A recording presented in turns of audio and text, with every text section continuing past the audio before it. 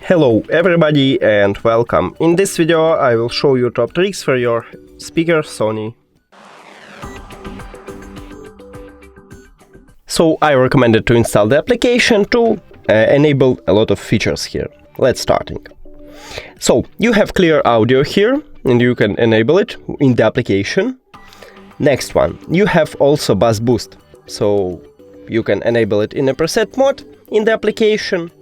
It's called extra bass here, but this is bass boost.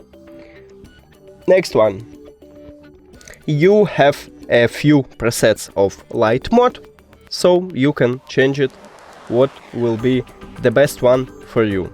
Of course, you should enable it by press button for at least 3 seconds, and after that you can just change it.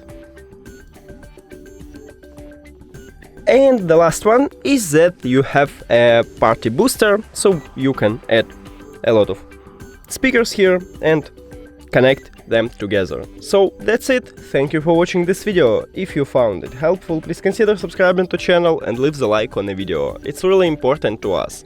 See you later!